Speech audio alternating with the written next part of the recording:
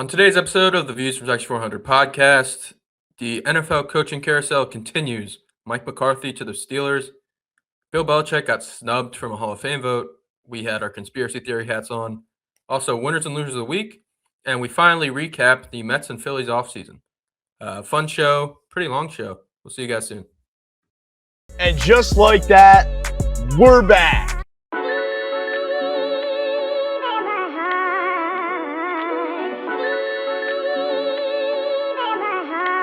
A16, turn me up.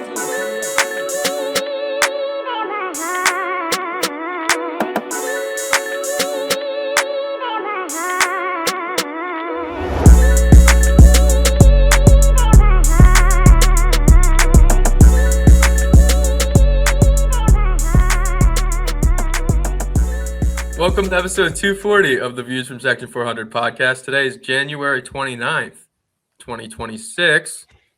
Oh. And Jack, the Hall of Fame writers are salty. Oh, they're so salty. I don't know why. Is it? I'm convinced. You know what? I'm gonna start it with this. I've had my conspiracy theories. Tinfoil hat is coming on. You think this is done by somebody within the NCAA or the NCAA themselves? Maybe it's the ACC. Maybe it's Miami. Do you think this is a knock to not let Bill get an extra leg up in recruiting and not be like a Hall of Fame coach trying to recruit and build a college football program?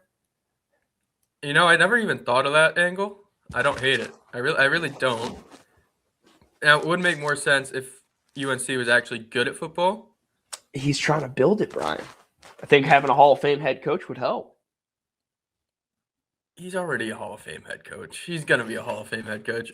He's trying to build it. They're not coming. I don't know if he's ever going to be able to build up UNC. My conspiracy tinfoil hat was one of these writers has a crush on Jordan, and they want to stick it to Jordan's boyfriend.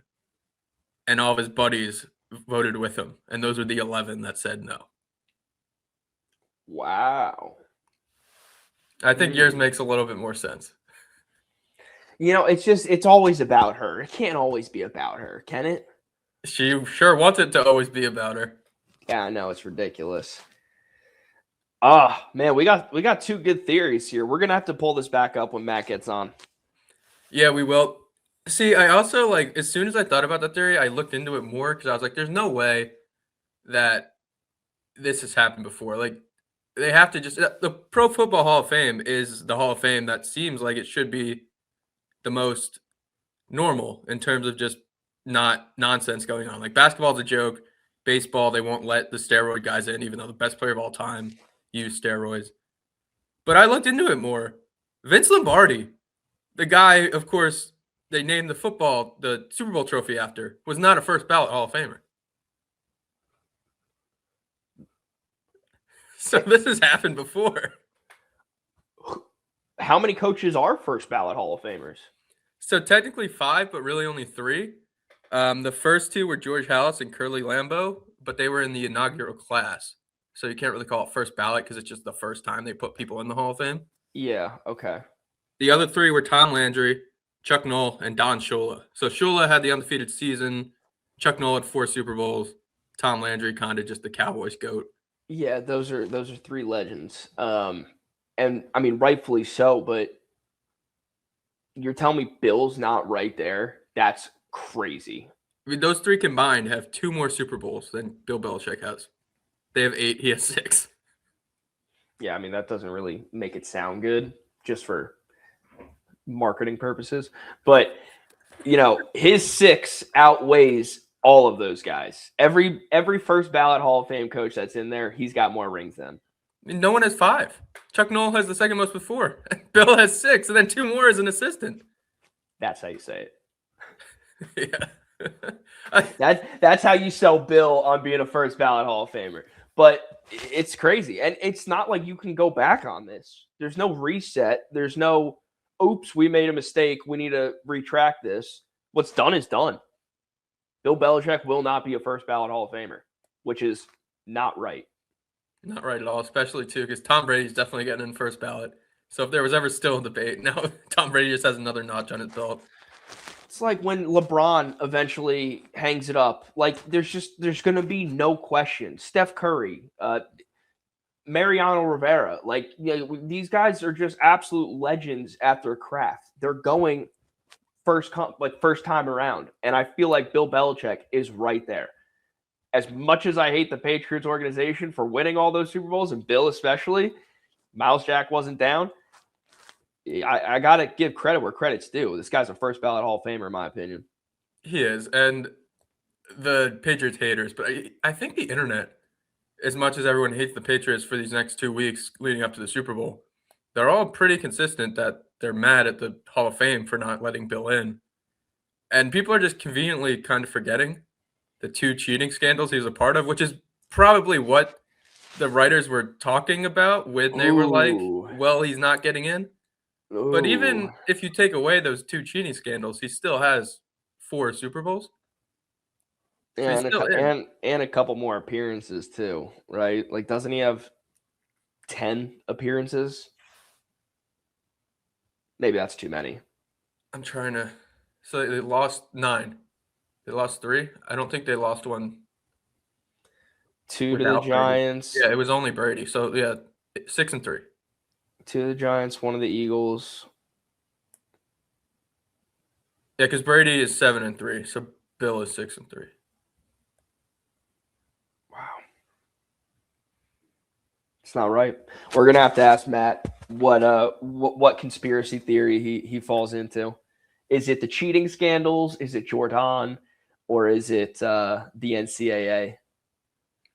I think the cheating makes the most sense. The NCAA would be the most logical, and then Jordan's the most fun.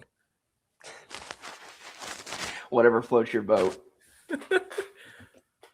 Speaking of Brady's, Joe Brady, the head coach of the Buffalo Bills. The Bills could not get over the hump with Joe Brady leading the offense for Josh Allen.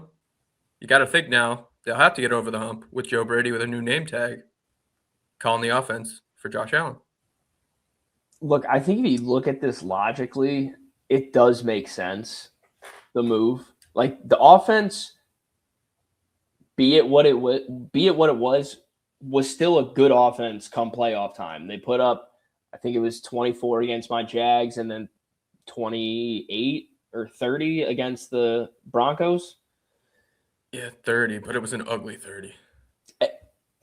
Get it how you can, man. But look, the offense was fine. The defense was a pretty big problem for them. So I'm fine with saying McDermott out, Brady gets to stay. I still think they need to fire the GM. I mean, that guy's not doing them any favors, but maybe Brady will have a little bit more sway. They're going to need to find somebody to replace the defensive side, though. Sean McDermott's pretty good defensive mind. He's out there. No, somebody else, Brian. So I think in terms of what we've seen lately from hires and what we're about to see from the rest of the hires, this was a good one. Joe Brady's a good offensive mind. He's great at figuring. He had the leading rusher in the NFL. That was his calling card. He wanted to run the ball more when he took over as the OC, and that's what they do. Mm-hmm. I agree with you. The defense needs a lot of help, and they need to get some kind of receiver in there for Josh Allen. We know it's not going to be Keon Coleman. Surprised he's even still on the roster. Yeah, they're definitely looking to bundle him in a trade this offseason. There's no way he can play a snap there this year. Him to the Titans would be interesting. Was Dable there when they? No, Dable's with the Giants by the time they got him. Right? What are you talking about? The Giants?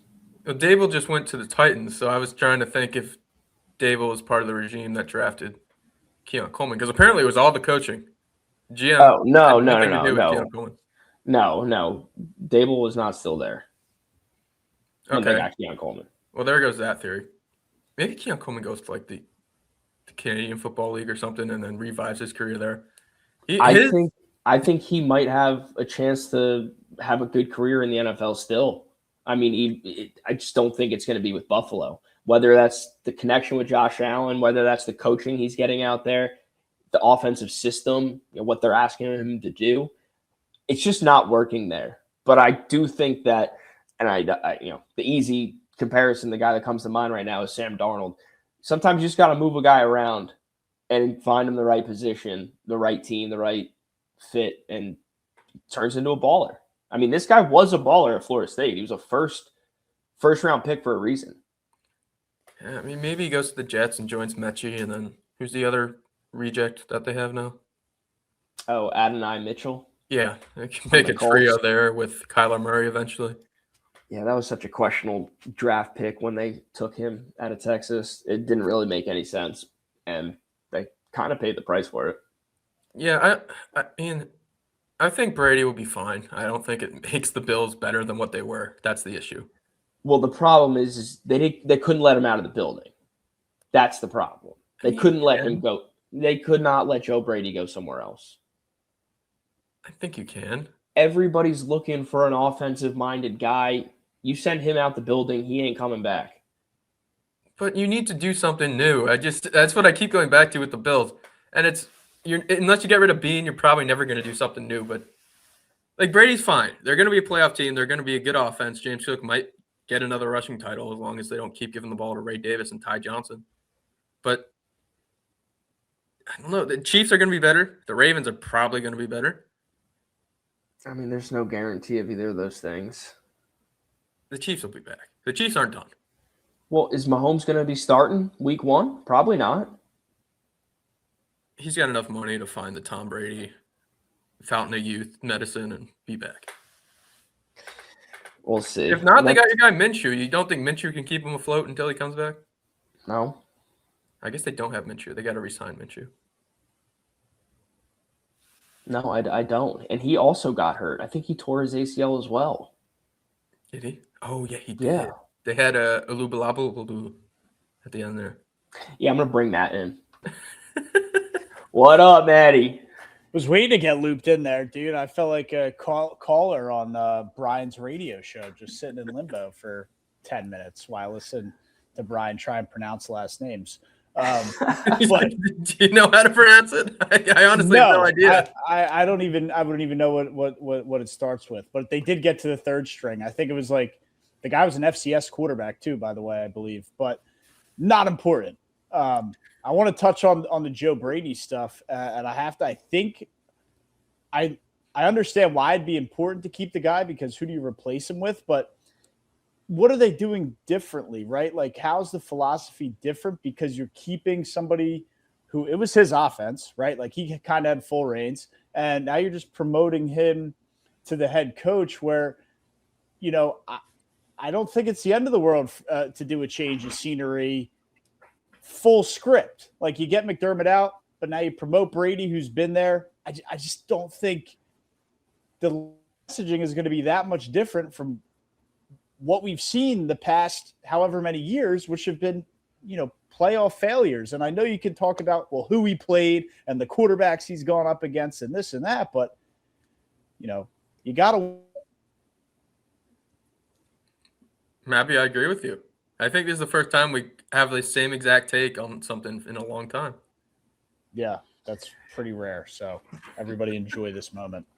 Yeah, I'm gonna say again, you can't let him out the building. He's gonna leave, never come back, and they had a good offense. Again, like in the game that they got knocked out of this year, they put up 30 points. Like that should be enough in most games, especially a playoff game when defenses are supposed to be ramped up. You'd think that they need to make the switch at head coach because, otherwise you're just being insane, running it back over and over again, not changing anything. Bring a new defensive guy in there. I think that's the solution. I also think the best solution is to kill Bean, not kill, cut, sever that contract, fire him because he's not doing you any favors. I think that's the best move for them to make, but it doesn't seem like they're going to make that. Yeah, he seems to be grandfathered in with the Pagula family, so it's them against the world. And what was McDermott running the defense? He was? Yep. He was full defense. So I don't know. Maybe it's a little different, but I don't know. We'll see. I agree. Like, who would they have pivoted to? Dable as the head coach? Like, that's also true. Is like who would have been the head coach? So I don't think it's a bad hire. I just think, maybe like wrong person, wrong time. Like you just had 4 years or however many years of kind of the same system, and I don't know. An overhaul could be the best thing for the Bills, including front office personnel. Yeah, it felt like they had the best job on the market, and they just kind of promoted from within, which is exactly what they did. But they could have completely restarted. Yeah, and they were kind of in a spot where, like you said, Mahomes might not be back. He probably isn't going to be back, and although we think the Chiefs aren't done, it's still going to look a little different over there, and a lot of the other, the Bengals have their issues. The Ravens under first-year head coach, like this was kind of a really, really good opportunity to execute on that overhaul and bring in new people and not lose a step with the rest of the AFC. And also the Patriots might be the best team in the division now, so they got to deal with that. Yeah, that too. But, all right, well, before we get to another interesting hire, I'll say, Matt, we talked about Belichick before you got on here, and we came down to 3 theories of why he got snubbed from the Hall of Fame. So I'm interested which one you most agree with. Let's hear it. So Jack's theory is the coaches over in the NCAA got in someone's ear, and Jack, you tell him because you'll be able to explain. It's either the NCAA themselves, the ACC, Miami, or SMU, another ACC team or teams or coaches. Somebody within the collegiate sphere is preventing Bill Belichick from being a first ballot Hall of Famer in order to prevent his recruiting status from being heightened. Now, Brian, your theory. My theory is one of the writers has a crush on Jordan, and he got all of his boys to vote against Bill Belichick to stick it to Jordan's boyfriend. And our third theory, that probably makes the most sense, is since he cheated twice, the writers are just upholding the standard of excellence that they made up in their head for the Pro Football Hall of Fame. Yeah, and Brian, whether you like it or not, you have that same kind of like weird writer opinion that all you guys have of where you just kind of like are just, it's the way you guys are wired. You see it all over sport, and it's not necessarily a bad thing. It's just the way you writers are wired, and I absolutely think the cheating to some extent probably kept people from putting him on the first ballot. I think maybe a little bit of politics. Who knows what's going on in the back end.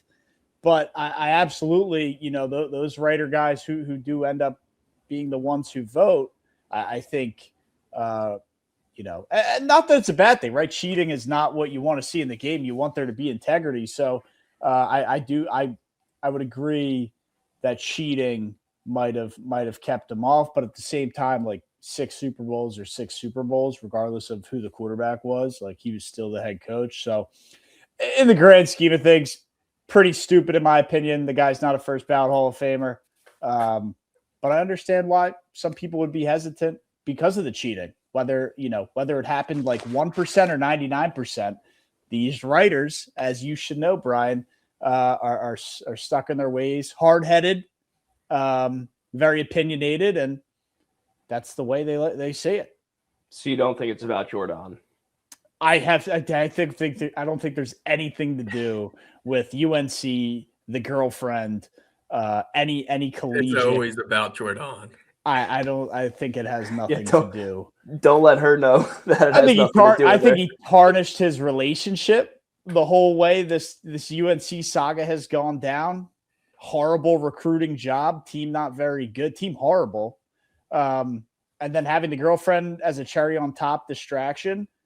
Don't think it helped his legacy. Certainly tarnished it in my eyes, but college is college, pro football is pro football. I don't think you can mix the two.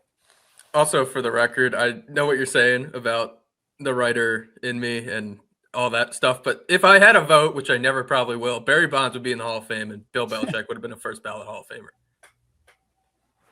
Yeah, and some people see it differently. It's just the writer bias in general of being stuck in their ways or hard-headed or opinionated. And like I said, not a bad thing. It's just for whatever reason, the sports writers have it. Brian, if you had a vote, would you let Freddie T in the Hall of Fame? Probably not. Fuck you. Who? Fred Taylor? Good. Yeah. Depending on who's there when he's on his 6th year on the ballot. We were talking about Fred Taylor? Yeah. He was a Jaguar? I thought he was more famously on the Bills. No, more famously a Jaguar. I kind of remember him more from the Bills. That's what I remember him from. The stats could tell differently, but I was pretty young. You can tell the story of football without Fred Taylor. No, you can't tell the story of football without Eli Manning. I mean, you could. Did Eli get in? He's probably not going to. There's a little bit of hurt. Did you just actually admit that? That was hurt to get out. No David Wright, no Eli Manning. Tough. Low key, I think Nick Foles screwed him. If he was the only quarterback to beat Brady, but the fact Brady lost to Nick Foles kind of hurts his case. Dude, I feel like we used to. Maybe it's all sport and not just this show, but in general, I feel like the Hall of Fame minimum requirement was like, oh, if he's got a title, he's in. Doesn't that feel like it kind of was like that back in the day? Maybe not for football, maybe for football, but I always kind of felt like, I guess maybe NBA was more if they got the title, they're in. And it feels like that's kind of gone away, which good, I guess. I mean, guy can be not that great, but he gets a title. I think that's kind of the Eli Manning case. I mean, career 500 record, but won 2 Super Bowls, and that's I think the only I guess gripe I think that I have with the NFL Hall of Fame is I feel like quite often they show some bias towards like some of the older players versus the newer players on the ballot. And I guess that's kind of how it works, for the most part in any Hall of Fame, because, some of those guys' last chance or later chances of actually getting in. But when you just look at the list, like there's no reason some of these guys from the past should be getting in, some of the guys from the new, Writers are old. They want to remember their glory days of when they were 20, watching other 20-year-olds. Yeah, but they're still watching the 20-year-olds at 60, and they're better. Not to them. That's how we're going to be. Bad comparison, but like, did Brady get in first ballot? I don't think he's eligible yet. Yeah. So like when he's eligible, if he gets in first ballot, I can't imagine he will get a single person voting no. Right, that's what I mean. So it's like if cheating is what's holding Bill out, how would it not hold Brady out? I think we're back to the NCAA. Jordan. It's easier to, although Brady's Giselle relationship didn't end well, but it's easier to blame the cheating on the coach than it is the player. I guess because Deflategate was all Brady apparently, and the videotape in the practices was definitely more on the coaching staff. But Deflategate, you could throw on Brady. You could give him 1-1. See, I think there's also like with these things, it's how nice you were to these writers and how nice you were to the media. And now that Brady's a part of the media, and Belichick was always kind of a dick. Like that's the only reason David Wright's getting votes in baseball because he was so good with the media. So people are like, "Oh, he's a nice guy. We'll vote for him." Which is why I think it's kind of stupid too. That it's like, oh, he was nice to me, so I'll shoot him a vote. I'll toss him a vote. The Hall of Fame is not a charity. No, that's probably why Rick Porcello got 2 votes. Probably. You can't turn the Hall of Fame into the Pro Bowl. Exactly.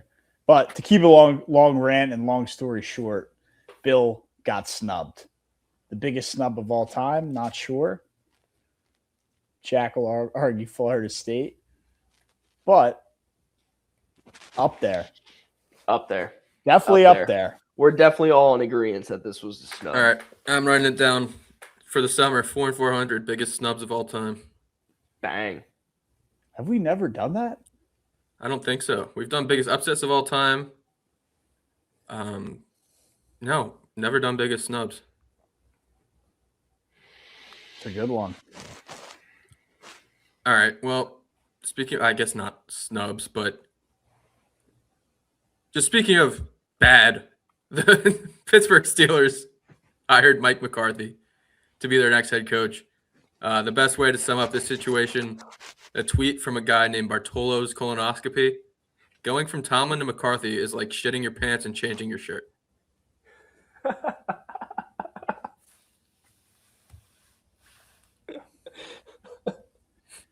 I mean, yeah, solid comparison. They're trying to run back the glory days of Aaron Rodgers and Mike McCarthy. We don't even know if Rodgers is coming back or not. I would assume he is because, again, it goes back to the Bills rebuilding. Like the Steelers the Steelers are more content with being mediocre and just being an average team and winning 8 to 10 games than doing a full-blown rebuild, clearing house, and get a young coach and try and like build from the ground up. They would much rather just continue to run these 500 seasons. I think McCarthy, the fans might feel a little better because he cried in the press conference and loves Pittsburgh and grew up in Pittsburgh. I know that would get me at least biased, feeling a little better, but I mean, McCarthy is just it's an average hire. The guy hasn't been great in the playoffs other than winning a Super Bowl 15 years ago with Rodgers. And it's a mediocre hire. Team's very average, and they're content winning 8 games. They rather win 8 to 10 games and be somewhat relevant over winning 3 games and tanking. And if that's what their culture is built on.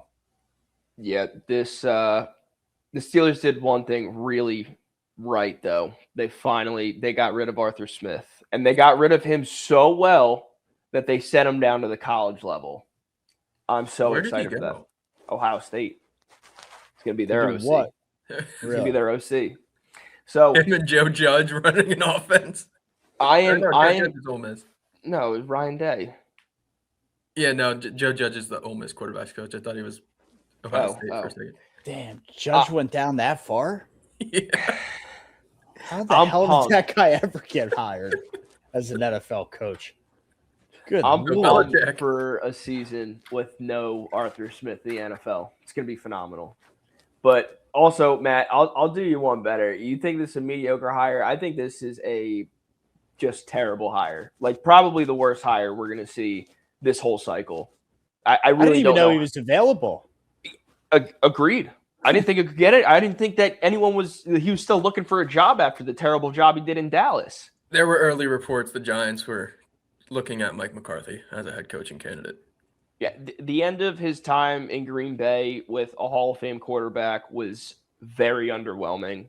Everything he did in Dallas was very underwhelming. I don't know what the Steelers are expecting with this. It feels like the Steelers have kind of become, if the Cowboys are the evil twin of the Steelers are like the good angel on your shoulder. They're the same franchise, except Jerry Jones always wants to be in the headlines, and the Steelers are just kind of messing around, just doing nothing. But they're always 500. They're always mediocre. The Steelers just do it in a much more sophisticated way. Well, yeah, I guess sophisticated is a word. The word I would use is cheap. You know, it doesn't seem like they're never bringing in big guys on big. You know, who's a big guy? Like who's been like a smash acquisition for them? I mean, and you went all in on the veteran talent. You could say DK Metcalf, but like they had to give away George Pickens to get him. Metcalf, to their evil twin. Jalen Ramsey, Aaron Rodgers. I mean, Ramsey was on like an $18 million contract. Now, if the Steelers had to pay that, I'm not sure how they worked that out. And that's what I'm saying. Like, these guys are past their prime. Just past their prime. Like way past. They're getting the vets Still- that no one wants anymore. And like Aaron Rodgers, like I mean, let's be real. We know we know Aaron Rodgers because of the name, obviously. But like, come on, did he really have that spectacular of a year?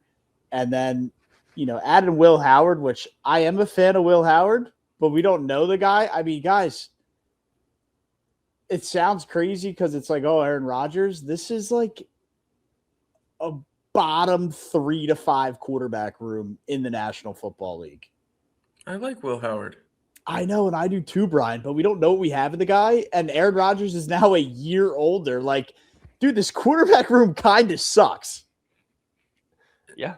It's not the worst in the division, at least. Although the Browns do have a Pro Bowl. Oh, Brown. I said bottom 3 to 5. The Browns could be worse. Yeah, I'm The trying Browns do to have a think of Pro like Bowler. worse. The Dolphins maybe is worse. Quinn Ewers Didn't showed say the something. worst though. Yeah, I said know. bottom 3 to 5. So if you can name me, Three more. yeah, Vikings. McCarthy showed flashes, but for the sake of helping you out, I'll give it to you. McCarthy. I also and Wentz. like the guidance there though with McConnell though. They had Wentz there too. Like that's not. I'm not saying he's good, but no, we're talking about bottom of the league here. Like Oh, Raiders. Yeah, the Raiders. Raiders room isn't they're about great. to get a quarterback. Who came They're in about last to in get- the NFC West? Cardinals. Cardinals. Yeah. Well, no, I think I'd rather have Kyler. Brissett and Kyler and Brissett. Like Tyler wasn't- Brissett's a nice room. yeah, I think the only ones I That's could not really, a bottom 5 room. Definitely not a That bottom is 5 room. Not a bottom 5 room. I think the That only is- ones I could confidently put below the Steelers are the Browns and the Dolphins. And the Dolphins. Vikings are like even. Said bottom 3 to 5. I Yeah. think that fits right there. There you go. The Jets are probably in there too. Oh, I forgot about the Jets. Justin Fields. Who knows? Who the Tyrod, backup though, I is. think Tyrod's better than. No, he's not better than Aaron Rodgers right now. But Rodgers was really He's still better than Tyrod. yes. Oh, the Raiders too. I said Raiders, but they're about to get Mendoza, so there's like, oh, I'm not a huge fan of Mendoza, so I'll give you that one. So bottom 3 to 5, I think. I think that's a fair. Yeah, that's fair. I wasn't making up numbers here. I was hoping to find some better quarterbacks, but they're hard. You should have. Yeah. Yeah, this 2024 QB class really saved the NFL because without those crop of guys, we'd be in a bad spot. It's like almost half the league that would have had terrible quarterbacks. Oh, excuse me. Sorry. Yeah, we got one of them playing in the Super Bowl this year. Titans, although even Brian's Ward a looked huge good. Cam Ward guy, and honestly, like the national media, like has been hyping this guy up with the way he's played. I mean, I don't watch a lot of Titan football, but He was good to end the year, and now he's got Dable there. I think Dable will help him out. they need to get weapons for him. Yeah, it's a miracle. All these gambling scandals coming out, and Calvin Ridley has somehow not been Avoided a part all. of them. Yeah. Well, yeah, I had my tinfoil hat on earlier in the season because he sat out like most of the year. Calvin Ridley did. I thought that was what it was for, but might be wrong. Time will tell. Time will tell. We'll see. All right, let's get into some winners and losers of the week, shall we? All right, winners and losers of the week. It's presented by our good friends at SeatGeek. Super Bowl's coming up. Tickets are about $6,000 right now. So you want to save all the money you can get if you're going. Use code VIEWSFROM400 at checkout for $20 off your SeatGeek purchase. Buy 2 tickets for $1,200. They're $1,980 now, thanks to Views from 400. That's Views from 400 at checkout. Use the savings. code. All right, Jack, your winner of the week. Auburn basketball.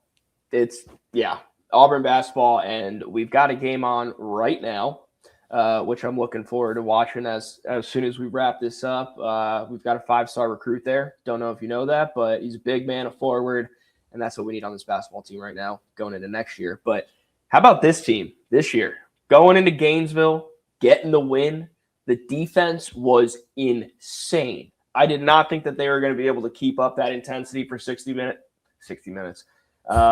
They 40. pretty much didn't. I know. They pretty much didn't. They still ended up winning the game, though, off of just absolute hustle, determination, and got to give Stephen Pearl some credit. He has had some big wins to start this year. It hasn't been pretty, but we've got some big wins to start the year. Yeah, he has played now 9 games, I believe, against Final Four head coaches, and he's 5-4. So for a first-year head coach, that's pretty damn good. It's the first Auburn win in Gainesville since 1996. That Auburn team finished 1-5 during the season, missed the tournament at 19-13. So I really hope that's not what we're looking at with this Auburn team. But big game tonight against Texas as we're recording this. They're currently down by 10. So that's kind of concerning. But as it stands right now, they're 4-6 in quad one. They're 28 in net ranking. They're right there where you want to be for like a 6, 7. Didn't do that on purpose, I promise. Seed in the tournament, which if you told me that going into the year, they'd be on the 6-7 line, I'd be happy with that. Yeah, I mean, look, not every year can be a Final Four year, right? And last year's team was pretty special, so the regress was coming. Still think that we have some growing to do, and we could make a little run. So, a 6 seed, I don't know if I'm ready to settle at that yet. Who's better this year, Auburn or Villanova?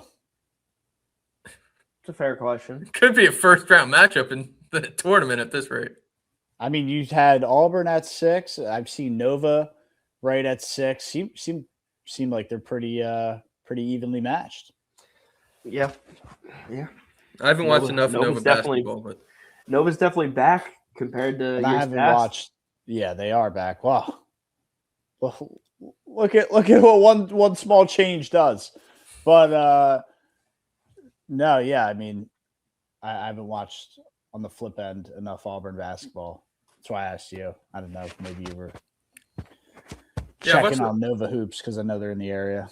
Well, that's a little bit of Nova. I think the difference between two teams is Gashawn Hall is probably the best player on the floor, so I'll give Auburn the slight advantage for that. But over Caden Lewis?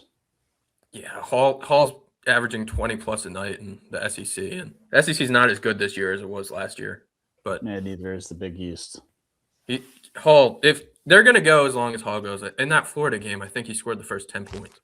And he ran a gas at the end. But as long as he's scoring, because Todd Pettiford is still – I think the DUI chants from the opposing student sections are getting in his head a little bit. He needs to figure it out. That was your guy last year, Bri. Yeah, he's good. The pressure, though, it's, you go from the 6th man kind of leading that second unit. All you're asked to do is just score 10 a night, and now you're the guy. And you have Hall there to take some pressure, but down the stretch, it's him and Hall. Yeah, those are definitely our two guys, and if Hall's not getting to the rim and getting to the foul line, and if Todd's not hitting threes, we're going to have a tough time, in any big game, in any big tournament. But I've got some faith. Todd's going to turn it around, dude. I mean, he's like that. We've seen it many times. He's going to turn it around and catch some fire. Yeah, I agree. They're still trying to gel. But if they can gel, they can make a run. I mean, the first time they made the Final Four, they were 5. So anything is possible with Auburn basketball. Yeah, the defense looks pretty gelled already. I might say, but the offense could use some work. Has definitely been better. All right, Matt, you're winner of the week. Yeah, a little bit of a different one for me, but this past year, probably the most I've ever watched college football. So with the schedules coming out this week, November 7th, 2026 wins the week because we could potentially be having an immaculate day of college football. Maybe all these games could be top 10 matchups. Most likely won't be, but I'll run through what we got. On November 7th, 2026, definitely a day to mark the calendars. Oregon at Ohio State, Miami at Notre Dame, Alabama at LSU, Georgia at Ole Miss, and BYU at Utah. That's a college football playoff in one day, if you ask me. So pretty loaded up Saturday as the schedules came out this week. For everybody saying it's going to be a cupcake scheduling affair, it might be, but at least on November 7th, we get a really fun day. So had to shout out November 7th, 2026. Definitely won this week. Yeah, shit, 11-7. I'm gonna mark that on my calendar right now. I'm not doing anything but college football. I mean, dude, that's like college football playoff right there. I wish that LSU Alabama game was at Alabama. Just see the reception there for Lane Kiffin. But yeah, it's going to be a lot of fun. We get the rematch with Georgia and Ole Miss. Woo. Miami, Notre Dame. I got my cousin's wedding that day. Auburn, Arkansas. Is that day? Yeah. Well, that'll be in there. Oh, yeah. You guys are all going to Auburn, Arkansas, right? I think that's the plan. Yep. Oregon at Ohio State. Dan Lanning did it in Happy Valley last year. Can he do it at the Shoe? Yeah, oh man, college football. That's going to be a fun day. Yeah. It's going to be one of those where like you get the big noon. You put a Big Ten game in there, right? They're all Big Ten. Oregon, Ohio State. Oregon, Ohio State. I tried to throw in old school Pac-12, BYU, Utah. That'll probably be like at 10 o'clock. So we'll get Oregon and Ohio State at 12, and then Alabama and LSU Oregon, at 7. Ohio State. No, I feel like we'll get Miami, Notre Dame. They'll be at 3:30 on NBC. It's at Notre Dame. Ole Miss maybe at 3 as well.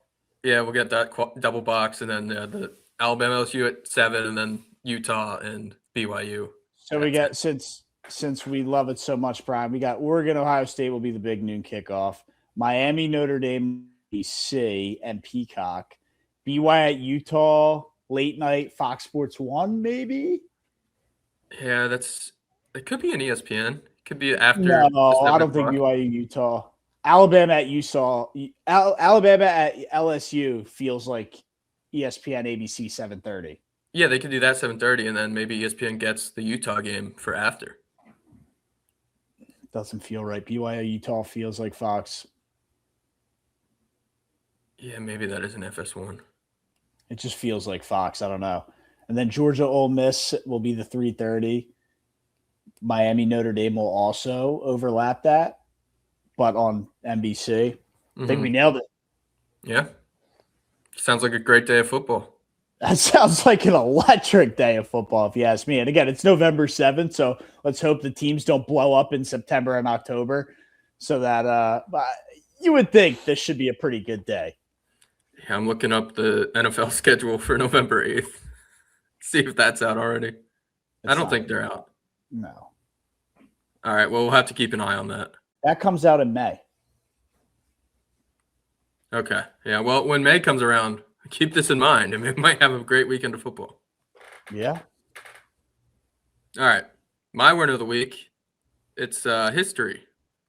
So UNC has the chance to do something only 5 schools have done before, and that is produce a U.S. president and a Super Bowl winning quarterback. So Delaware has done it.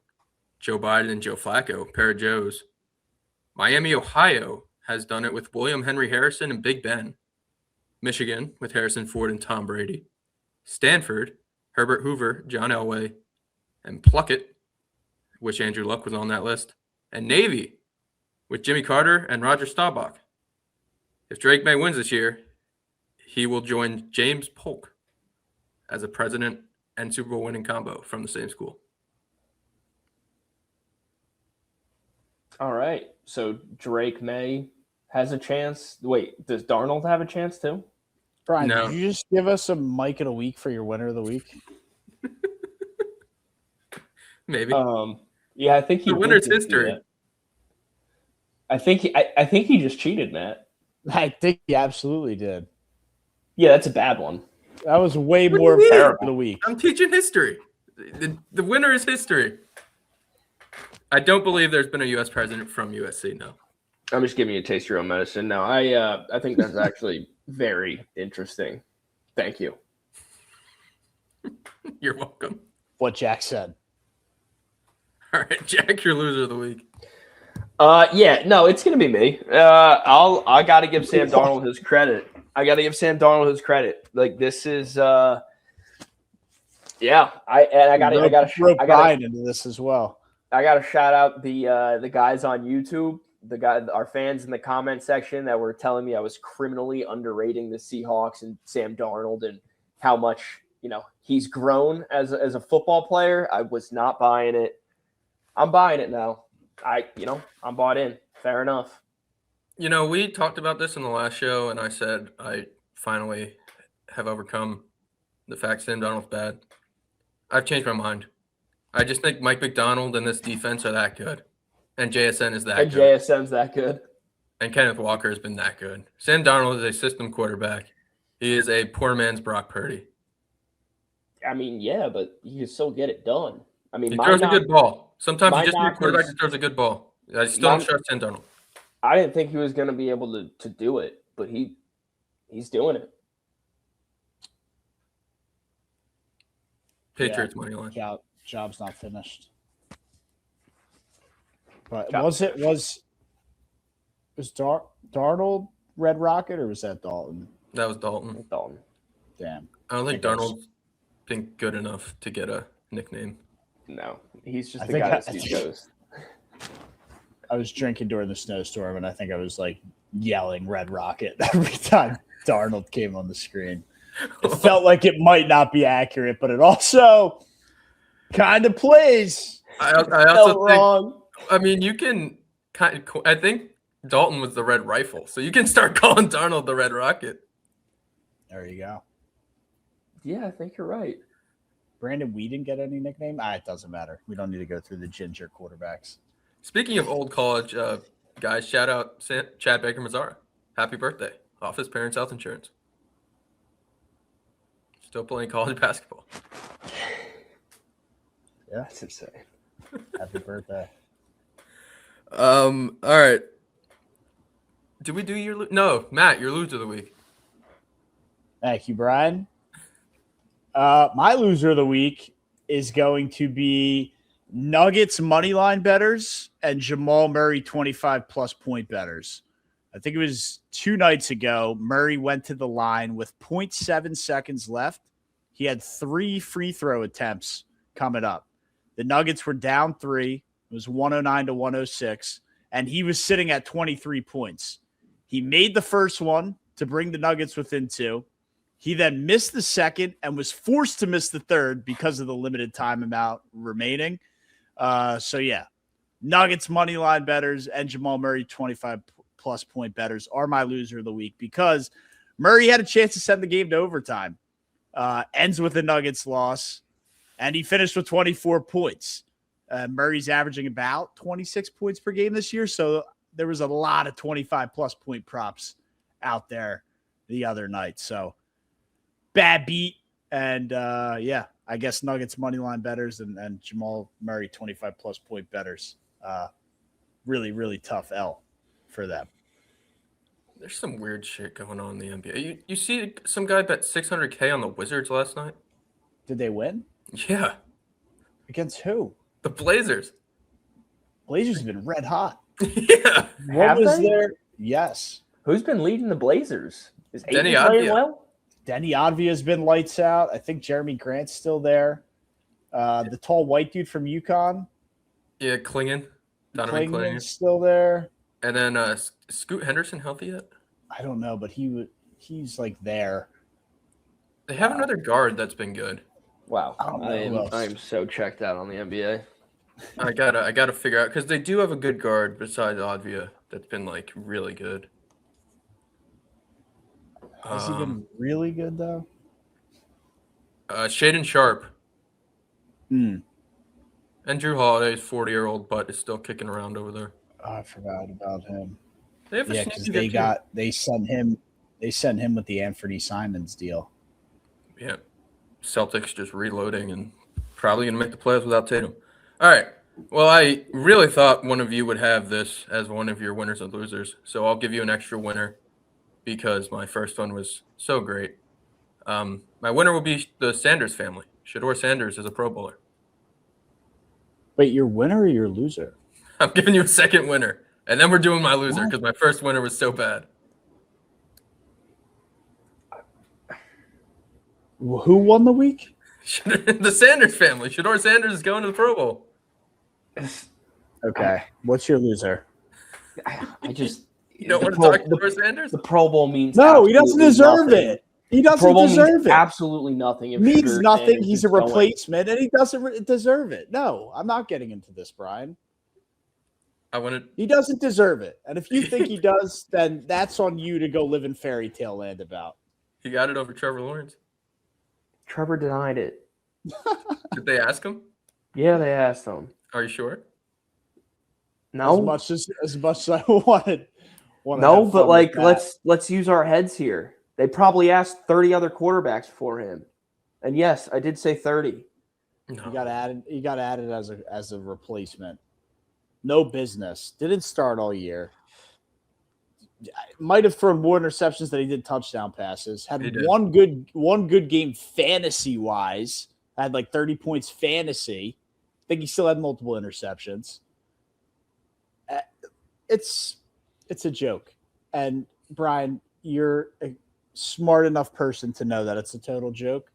And the Sanders family winning the week is. I'm sure he got some money for that.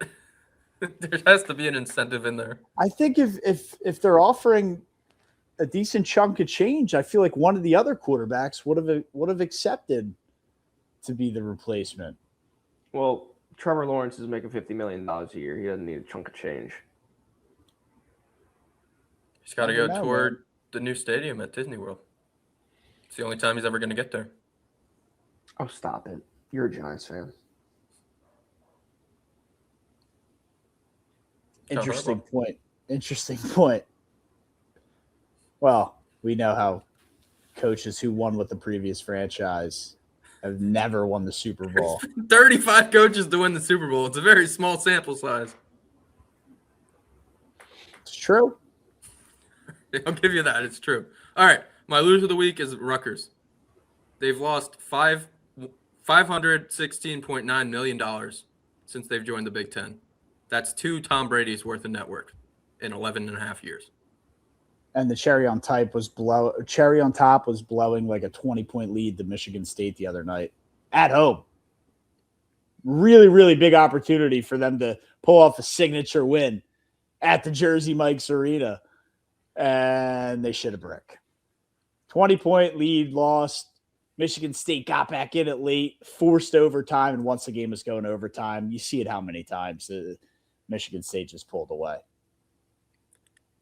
Yes, I mean, since Rutgers has joined the Big Ten, they've had a basketball coach throw basketballs at the players. They've handed 2 lottery picks a shit ton of NIL money and not made the tournament. Then they've rehired Greg Schiano to revive a football program. And by revive, you're paying him $7 million a year to win 7 games. $1 million a win.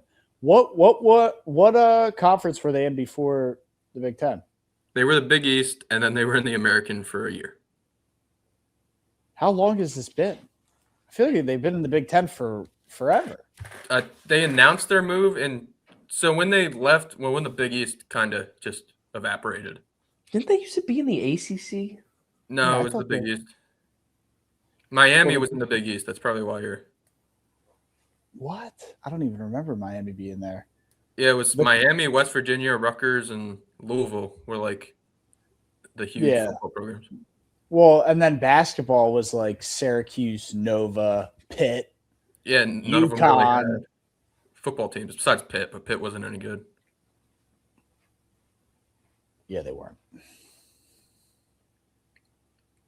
We know Rutgers; they're stronger than this Storm. They'll figure it out and make some money. Are they? Jersey strong. They'll get there. Chris Christie will give them a pep talk, and they'll figure it out.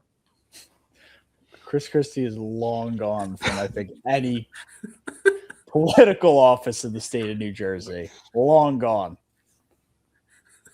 That guy was shutting down beaches so he could sunbathe. Got Shut caught up. on camera doing it. Shout out Jersey, bro. Stronger than the Storm, Jack. No, I heard you the first time. Yeah. Oh, what a time to be alive. Good old Hurricane Sandy. All right. Let's do some MLB offseason. So we were going to do this like a week ago, and I had it in my notes. I had to double check because I wanted to see what I wrote. And I said, the Mets have actually had a good offseason, and that would be a great offseason if they trade for Freddie Peralta. And I was really happy we didn't end up doing this last week because I think the day after they traded for Freddie Peralta. So all of a sudden, I'm all in on my New York Mets. I was all out about a month ago. And just like the Sopranos meme, they've pulled me back in. I'm ready to root for my team again. Freddie Peralta, 5th in Cy Young voting last year, led the NL in wins. Pairs up with Noah McClain. Of course, they get Bo Bichette and they get Luis Robert. Going to mess that up all year long. I'm excited. Matt, I don't think you're as excited about your Phillies. No, I mean, the Mets, you can analyze the moves and say, hey, did we need to go after Bo Bichette? Was that a major need? Did we need to give up some of the farm for a potential rental in Freddie Peralta? At least they're doing something to try and compete with LA. You kind of have to at this point. So, respect to them for trying to do something with it. I don't know what grade you gave the Mets offseason, but for me, just because of how underwhelming the Phillies, D felt like the best grade that I could give them. But I did jot down some positives and some negatives, to say the least. I like the re-signing of Schwarber. I know 5 years, 150 is a lot. I think the first 2 to 3 years, the power will still be there. Maybe even into year 4, should be able to get 35 home runs. The final year of that contract could be disastrous, but we'll cross that bridge whenever we need to cross that bridge. I like the Brad Keller signing from the Cubs. Brad Keller? Guy was lights out in the Cubs bullpen last year. I think he had like a under 2.5, might be a 2.27 ERA. So he was lights out in that setup 7th and 8th inning role. I think it gives you a really good righty in Keller and a really good lefty in Alvarado for that high leverage 7th and 8th inning, which leads you into Johan Duran. So I like the back end of the bullpen a lot, actually. I know it isn't really being talked about because Keller happened really early on and then they didn't really do anything after. But I do think the back end of the bullpen, like Alvarado from the left, is better than Strahm from the left. Brad Keller, from what we saw last year, the guy had a 2 ERA. So for the 7th and 8th, leading into Duran, I think the back end of the bullpen is very elite. One of the better, if probably not the best, but up there, top 3 back end bullpen in baseball. I really like it a lot. Already touched on Schwarber. Some negatives. The free agent whiffs, and then Dombrowski kind of like doubling down on the whiffs and just being like, we're happy where we are, even though you're watching them like swing and miss at these moves and then turn around and be like, we're happy where we were. Well, you're clearly not, because you're swinging and missing on free agents. So you're clearly trying to do something. So don't insult our intelligence and come on screen and say, oh, we're just totally fine with where we are. We're really content. Well, you're not, because you're trying to make moves and you're not getting the guys that you're going after. So that's just a complete slap in the face. You miss out on Bo Bichette. You miss out on Harrison Bader after missing out on Bo Bichette and seeing what that was a weird one. The Giants, 2 years, $20 million. I think if you're giving Bo Bichette $200 million, you should have been able to cough up the dough for that. You don't really have a good platoon option for Brandon Marsh, which is scary. Adolis Garcia is a gamble. really, really, really down bad year. I think, what was it? The year they won the World Series, he was all world, all level. So you're taking a gamble. I will say 1 year, $10 million to Garcia. I feel a lot better than giving that to Max Kepler. So if you want to try to have some kind of silver lining there, I like that gamble over the Kepler gamble. But yeah, that's kind of been the Phillies offense to this point. The back end of the bullpen did get stronger. They get JT Realmuto back at kind of a really high price tag. It's unfortunate they didn't have anywhere else to go. So why not? I don't think they needed to give the guy $45 million over 3 years, but they did because they were caught in a jam, which is their own fault. But he's used to the pitching staff, and it does go a long way to have a catcher who knows the pitchers, knows how to call a game, and has that high-level intelligence. So I'm okay with it there. The bat is going to worry me. But yeah, that's pretty much, I mean, you didn't get any really marquee signings other than, like I highlighted, I like Brad Keller out of the eighth inning spot from the right-hand side, just based on what I saw last year with the Cubs. I mean, he was an elite reliever. But yeah, other than that, pretty underwhelming. And like I said, Dombrowski continuously saying we're content, but then behind the scenes, they're offering contracts and trying to make moves and whiffing on free agents. And you still have Castellanos on a $20 million contract who's going to be a bench bat unless they can find somebody to take him while you end up eating most of that contract. So still a little bit of a mess. Yeah, that's like the main word I would just use to sum up their offseason is weird.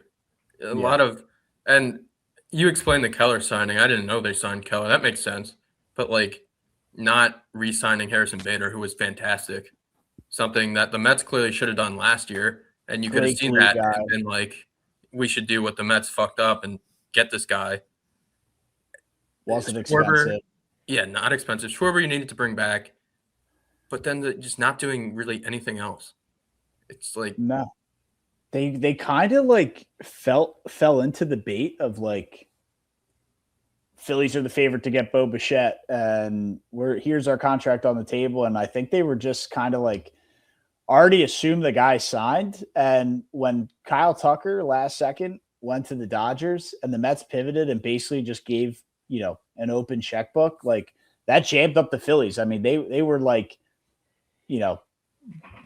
Bichette was 99% a Philly and until he wasn't. So that kind of jammed them up. And I don't know if it's just because Dombrowski's old and his mental sharpness or aptitude, whatever you want to call it, is slipping a little bit. But the guy clearly isn't as sharp as he should be with the media. Like, you can't lie to the media. You can't sit there and say everything's fine and dandy and you're super content while you're making moves behind the scenes, offering $200 million contracts. That doesn't sound like you're content with the product you have on the field. So I don't know. It got Don Mattingly to be a bench coach. Yeah, it's kind of funny how it worked out because obviously the Phillies, this core has had more success than the Mets core had. The Mets made a run once where the Phillies have kind of been there, but neither team has gotten over the hump, and blame that on the Dodgers or whatever you want to blame it on. But where David Stearns went different was he had the aptitude to be like, all right, this core is clearly not working. And while it pissed me off and a whole lot of Mets fans off, he had the balls to get rid of the core. And that's why ultimately I gave the Mets a B this offseason. It would have been an A if they would have kept Edwin Diaz. There was no reason to not keep him, although he was part of the core. Like, he's in the bullpen. He's just a closer. He's the best, one of the best closers in the league. They should have kept him. But the Mets pivoted from the Pete Alonso, Jeff McNeil, Brandon Nimmo's, and got Bo Bichette, who the signing's even better because we all thought he was a Philly, and then all of a sudden he's a Met. It's probably only going to be 1 year, but like, if it's only 1 year, that means he's balling out for the Mets. So best case scenario for both parties. And then while the Phillies go out and get Adolis Garcia at a gamble there, the Mets get rid of Luis Angel Acuna, who I personally just liked because he hustled and was fast, but he couldn't hit the ball out of the infield. And you get Luis Robert, who put up a 5 WAR in 2023. And yeah, he hasn't been good since, but it's really easy to kind of just look at that and be like, well, he was on the White Sox. They were winning 20 games a year. He had no protection in the lineup. Maybe now he's going to fight for a big contract. He's on a good team. So I'd rather take that gamble than an aging Adolis Garcia. And then you trade for Freddie Peralta, and you still have one of the best farm systems in baseball, and you're able to keep your top guys. So what David Stearns did really hurt me in the beginning of the offseason, but where it was different from the Phillies, where they get kind of just sat on their thumbs and didn't do much, at least he's putting a baseball team together that he envisions will do well. And I'm going to give him a chance. And if it fails again, I'm going to get really mad at David Stearns because that would be strike 3. But he's trying something new. I think there's no doubt that the Mets will be good. I don't know how they're not good. I mean, the lineup's good. The pitching staff will keep them compared to like what they're going to have to go up against. There's no reason they shouldn't be competing for the National League East. I mean, what they've did in the offseason, I think, puts them, over the edge in terms of like, again,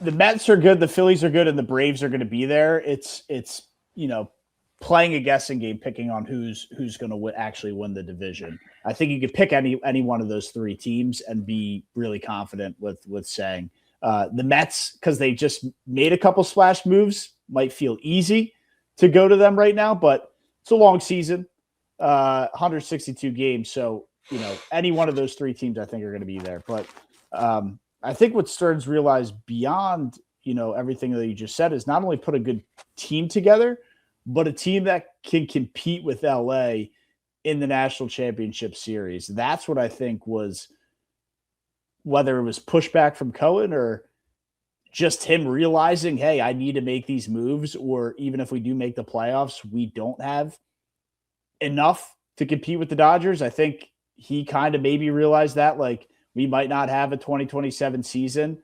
Why not go all in for 1 year, try and compete with LA? And, he did everything on his end. You can't sit there now and say, well, Stearns didn't do anything. He let Alonso walk and didn't do anything. Like, he tried, whether you want to say they were good, savvy moves, smart moves, made the right decisions, or they were just Band-Aid moves. He cleaned up the mess the best he could after pissing off the fan base in the beginning of the offseason, I think is how I'm reading the situation. Yeah, the way it shook out, like, I still don't think they have enough to beat the Dodgers in 7. Maybe 3 if they get there, but I am more confident in maybe you can steal 4 games with Noah McClain, Freddie Peralta, and then Lindor, Bichette, and Soto instead of Noah McClain, Shamanaya, and Pete Alonso, Brandon Demo, or Pete Alonso, Juan Soto, and Lindor. We've seen what Bichette does in the postseason, seen what Soto does, and now you have Freddie Peralta there. So I don't know. I have a little more faith. I'm optimistic in that top 4 right there with Lindor, Bichette, Soto. Who else? It'll be it's a little ugly after that. It'll be Jorge Polanco, Marcus Semien, Brett Beatty, Alvarez, Luis Robert, and Carson Bench. Yeah, I mean, you can feel good about Luis Robert, but not sure. You still don't know what you're going to get. Yeah, Polanco and Semien are pros. They're going to hit. I don't know how good they'll be, but they'll take good at bats. I think they'll take good at bats, and they'll probably get a clutch hit here and there, and probably can put. They'll bat 225 all year, but have clutch hits in the playoffs. They're those kinds of guys. Yeah, 225 most of the year, and then have a couple months where they hit like 280, so they end up around 240. Yeah, I could see it. Yeah, you're really just gambling then on the 2 of the 4 of Brett Beatty, Alvarez, Carson Bench, and Robert. The bottom of the lineup is definitely a little bit of a worry. Yeah, if Bench can turn into what he's projected to be, that's going to be huge for them. And also, you mentioned Edwin Diaz's departure. Did they get Devin Williams? Yep. So the back end of the He bullpen. wasn't fantastic with the Yankees. No, his advanced metrics were better, which is why Stearns loved him. Apparently, he was really unlucky with just contact and stuff. But it'll be him. Luke Weaver's back there. Those are like the two guys. Minter's AJ still Minter there? will be back. So that's Yeah. like their three, and then they just signed a reliever too. But that's kind of a mess right now. Like I mean, that's what I was talking about. Why I like the Phillies back into the bullpen. I'll take the Phillies back into the bullpen all day right there. Yeah. I mean, the Phillies bullpen really might be the best in the division. Yeah, Brooks Raley's still there for the Mets, and it was Luis Garcia they signed. It's not as good as it was last year. Oh, Tobias Myers will be in the bullpen too. The other You guy. said you like the guy. We'll see what he can do. Yeah, I'd like to see Yeah, him. he was pitching in the NL Central, Brian. Yeah. The NL East is a different beast. They also have Craig Kimbrell, so we'll see how that goes if he even breaks camp.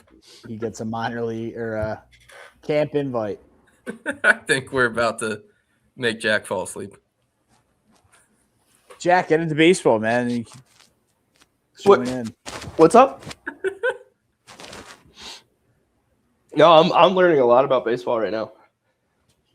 If you have to take one team to win the NL East right now, who are you taking? The Mets. You just cursed us again. Well, sorry, but you sound a lot more confident in your team than Matt does. I'm always confident in the Mets. And you got Juan Soto. I'm a Juan Soto guy. All right. And I'm always down on the Phillies in February and March. I feel like last season, at the start of last season, when we had Kyle on, you were pumped for the season. I was last year was definitely a little more optimistic. You're saying 162, baby. I'm watching all 162. I did when we had our guy Kyle on. I definitely was a 162. After what I saw last year, it's gonna be hard to commit to that. I'll be invested. I'll watch the games. I'll be screaming the first week in May when Harper has a lazy at bat. But it's like, we've seen it time and time again where it's like, all right, what are you going to do in October? And now that the Mets got better, the Braves will be back. The Dodgers are always going to be looming. The Giants will find a way to be pesky and annoying. What team comes out of the NL Central that'll be annoying? Do the Cardinals somehow magically get pesky and annoying like they can? Was that a real Pirates call? Yeah, I think the NL Central is going to be that bad where the Pirates will sneak in and then someone. Well, that's why I'm worried about. That's why I'm worried about a pesky Cardinal team, just because they're a solid organization and in a bad division. Who the hell knows? So, there's. It's a lot tougher for me to feel optimistic about the Phils with the landscape around them getting better, mixed in with not doing anything to keep up. Here's a simile for you. The Cardinals are the Steelers of the NFL. That's what they've become. Or I guess of MLB. Yeah, maybe the Rays. The Rays might be a better example. That's actually a good call. Rays are better for the Steelers. Yeah, I know a thing or two. Because the Cardinals the Rays are always somehow somewhat competitive. The Cardinals usually are kind of like that, but last year they were bad. Yeah, last couple of years they've been bad. I was gonna say, yeah, and they also ever since the departure of some of their cornerstones like Wainwright and Pujols, I feel like I haven't heard too much about them. They signed Steven Matz, and then everything went to shit. Yeah, I don't even know who the hell that is. It's MLB journeyman from the Mets. Former Met. Steven Matz. He was the first player to leave that really sent Steve Cohen into a spiral of rage. And that eventually led to Max Scherzer and Justin Verlander. And now we have a checks and balances system, so Steve Cohen doesn't just spend like a madman on 4-year-olds. It's probably a good call. All right. I think that's enough baseball talk. Next time we see you guys, it'll be Super Bowl week. I think, yeah, we'll have some Super Bowl stuff on Tuesday. We'll save most of it for Thursday, but stay tuned for our socials. We'll drop the drinking game next Monday, so the day before the podcast. And we'll have some fun props and other stuff throughout the week, our picks for the game, and, of course, our podcast. So, best time of the year, Super Bowl week. Let's get it. One more week of being defending champ.